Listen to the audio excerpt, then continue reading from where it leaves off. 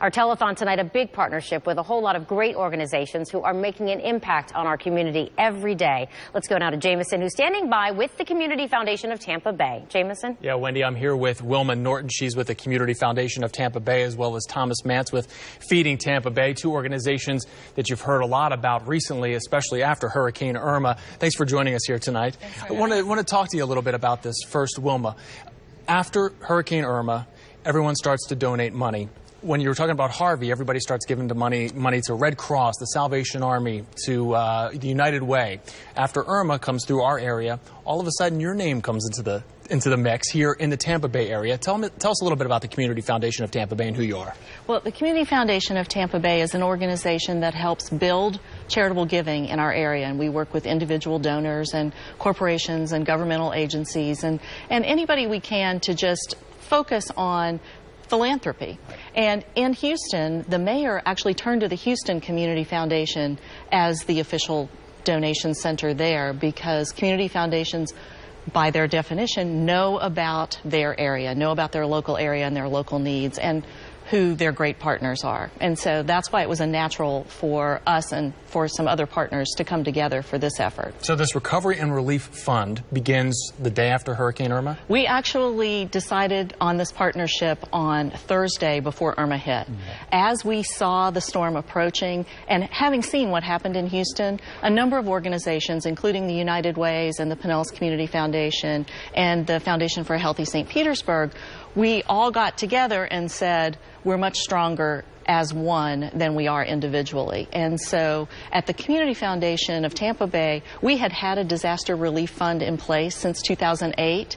So it was just natural. We built on that and put the partnership together on the fly. In fact, some of us were communicating during the storm. We were texting each other. So, and it's been amazing, because up to this point, you've done a really good job raising money for Irma. We have. As of today, including what your viewers have donated, we're approaching the $1.2 million mark in our Relief and Recovery Fund. In less than a week? In about a week, right. Unbelievable. And Thomas Mantz with Feeding Tampa Bay, name everybody hears a lot about. You have your hands full on any given day when it's not hurricane or hurricane related. How all of a sudden did you find your hands even more full after Irma came through? You know, it's an interesting point of view, because we normally take care of about 700,000 folks who are food insecure in a 10-county area. But a lot of the folks that were displaced because of the storm might not have been in a food bank to begin with. And so part of our effort is to keep the core business going, but also to make sure that we're there to respond to the shelters, the homes, the individuals, the parts of our community that were most challenged.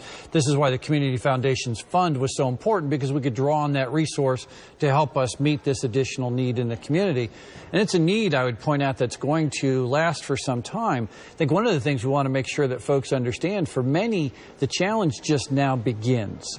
Getting through the storm is one part of it. Getting back into your home and refilling your pantry, handling the repairs, making up for the lost wages when you were not working during the storm.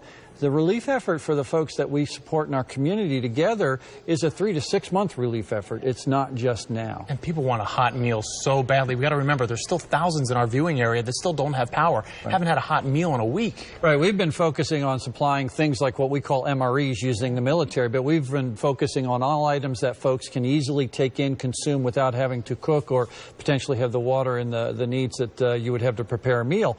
But as I said, as more power comes up, folks now have lost their coolers, their freezers, their food stock, and so part of our job is to make sure we come in behind and resupply their food items. Both of your organizations doing such fantastic work in the wake of Hurricane Irma, and of course on a regular daily basis when we don't have a hurricane to deal with. So we thank you so much for your efforts. The great part about all of this is this money that gets donated tonight stays here in the Bay Area. It's not going anywhere else. It's going to be distributed here and help us here at home. I want to thank you so much for that. Thank you. Thank I want you. to let people remind them that we're taking action here for your community to recover from Hurricane Irma.